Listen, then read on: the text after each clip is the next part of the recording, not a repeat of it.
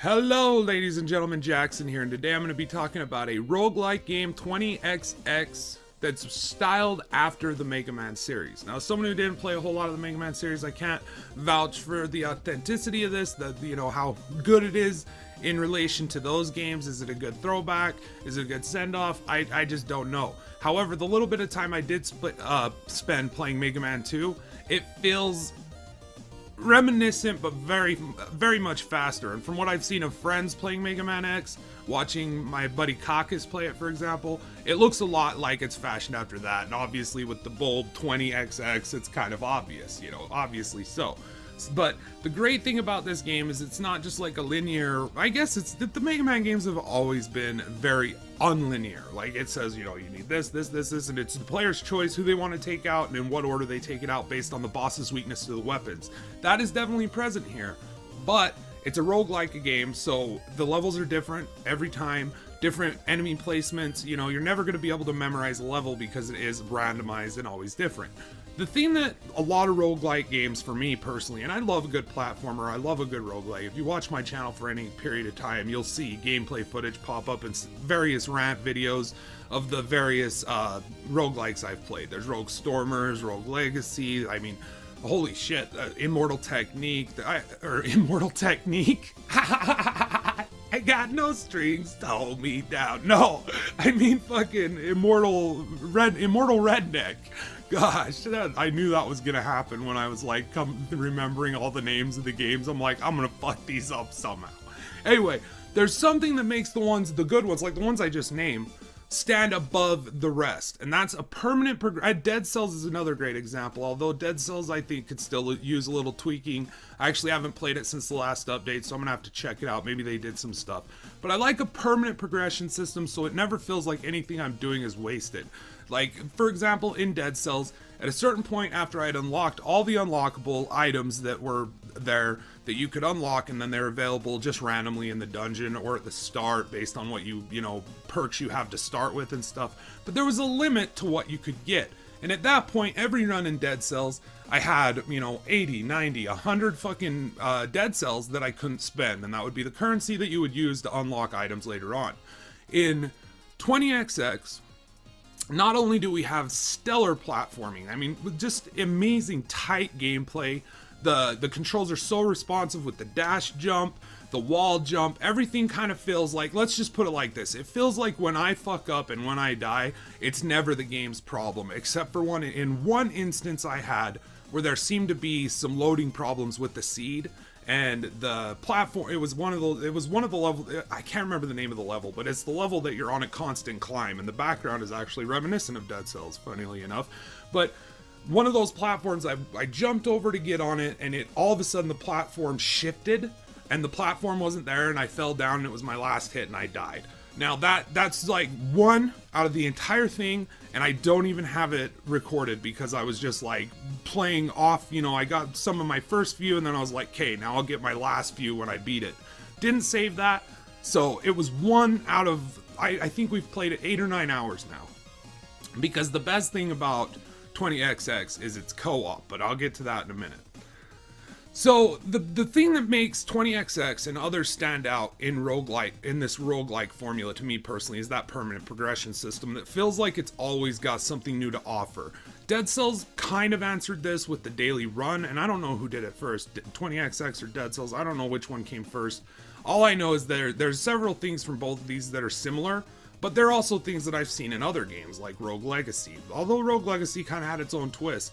And that's the great thing about all of these games, is although they share some aspects of each other, it always feels like it's the right aspects to carry over, not stuff that's just, I don't know, there's just a sense of this mode is getting better and better. And I think that's because the most popular ones, in my mind, and what I played, the ones that I played the most of, the ones that I recommend highly to friends, they always have this permanent progression system that makes it so that not just like someone like me who's very good at platformers, I wouldn't say I'm a professional at them, but I'm very good at platformers, been playing them my whole life since I was a kid.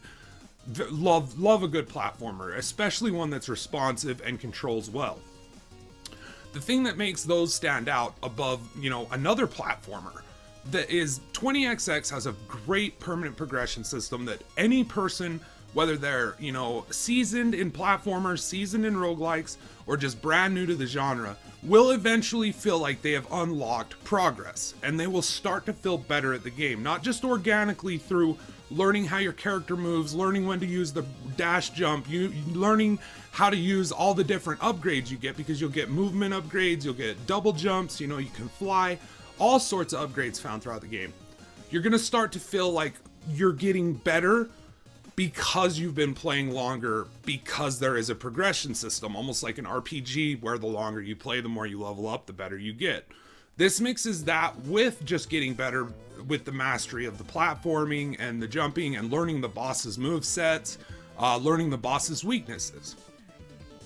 So your typical game of Rogue Legacy, before I get into the multiplayer, which is just fantastic, and all the extra side stuff they have, which are also just fantastic. They've done a great job to add layers of depth to a game that it's cool. It's very cool. There's like daily runs, heroic runs. But before we get there, your typical game of 20XX, you're going to start. It'll put you in a random level versus a random boss. Once you clear that level and get the bosses, you know, beat the boss, you're going to have an option to either get the boss's weapon, which could come in handy later because there are boss weaknesses to other weapons, just like the Mega Man series. And you'll be offered a choice of 3 new bosses and levels to take on. Now, the interesting thing here is that these are always random. So you'll be offered 3. You can choose, you know, which one you want. Are you going to take on one of the harder ones? Because what's interesting is as the game goes on and you progress and you get more bosses, the bosses' boss rooms start to change. Their attack patterns change. They get crazier. So as I was playing this and Chubbs was playing it with me, we were focused on picking the next room of bosses, the one that's the hardest in the beginning, and then slowly work our way to like, okay, this guy, you know, and then save the easiest boss for last, just so we can see the end of the game, which is very awesome, by the way. I'm not going to spoil anything in this game.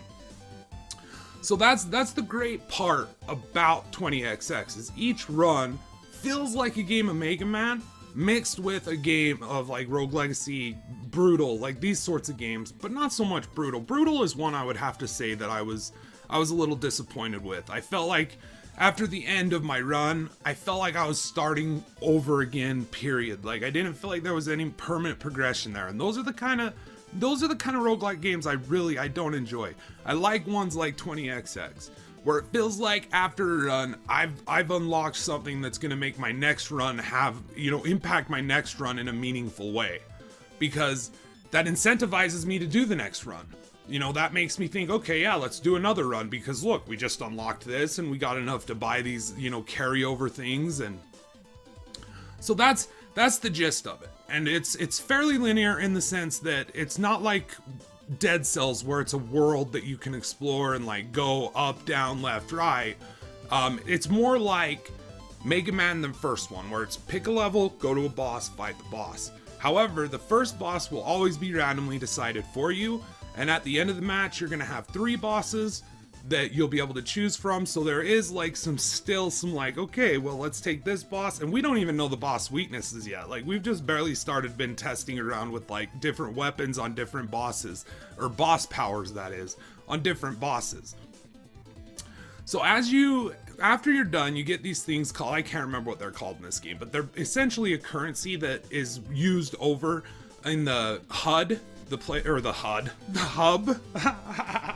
Anyway, there's a hub of sorts when you first get into the game, and there you can purchase permanent upgrades. You can also just purchase things that you've already unlocked, things that are available to you that will only benefit you on your next run. You can also purchase new items to be found while you're running through the game, because as you're going through the game, you're going to find powers, you're going to find special abilities, you're going to find things like, for instance, that'll make it so when you do a charge shot, your next shot will always be charged. So you get 2 charge shots in a row for holding the button down long enough for one. There's jumps, double jumps, things that increase your jump height. There's rocket boots that allow you to hover in place for a few seconds. All sorts of great stuff. Gorgeous looking game. Great time. Now, let's get into the best part about it, and that is the co-op. Me and Chubbs have been playing this, and it is so fun and funny to play with your friends, especially when, like, so Chubbs was first starting to get used to it after I had played it for a few hours, and it zooms way out if someone falls, and it's just like, it's a great experience that I never felt frustrated with him or anything. I'd say when we were playing through Cuphead for our first time, there was a level of frustration with, not only with Chubbs, but with me too. Him with me when I would be doing poorly on certain bosses. And it wasn't with each other or in a negative way. It was just like, come on, man, let's beat this fucking boss. If you're a gamer who games with someone close, you know what I mean. It's not negative or hurtful. It's just kind of like, let's fucking do this, dude. Or any competitive sport where your team player, your teammate who you love and respect is just having a hard time figuring out the game.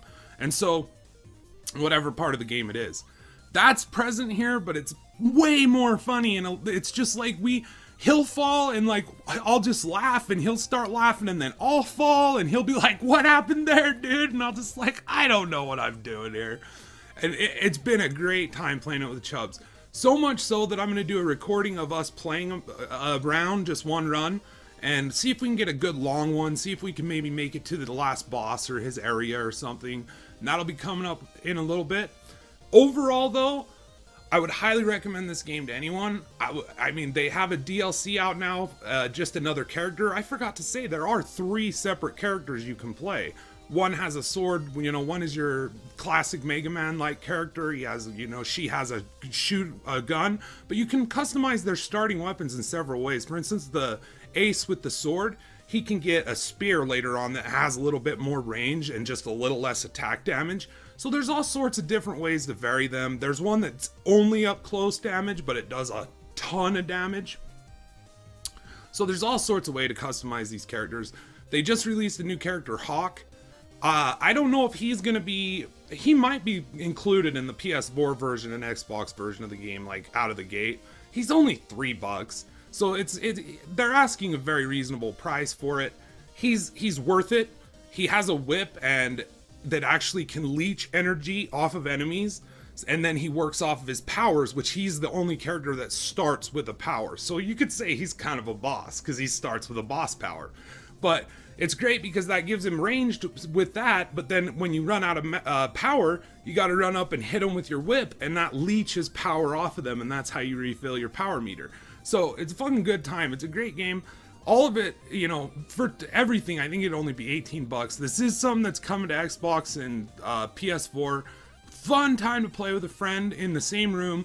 Also has online co-op, has a boss rush mode, has a daily mission mode, has a weekly mission mode, has a weekly hardcore mission mode, has a weekly even harder core mission mode.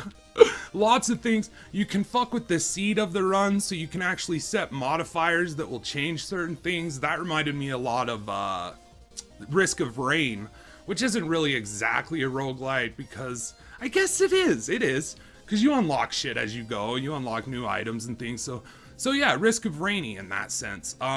The co-op though is like Risk of Rain too, because Risk of Rain was one of those games that you just start laughing like, what the fuck? How are we supposed to survive this? As the timer ran on and on and on. Anyway, this is a great fucking game. I'm gonna have a playthrough of one run with me and Chubbs coming. We'll be talking about it the whole time, what we like, going into a little bit more detail here.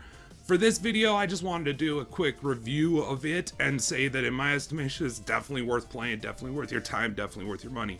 At $18 for the complete package, $15 for that, that's what I think Salt and Sanctuary charged, was $18, and I'd say this just has just as much content if this is a style of game that you enjoy.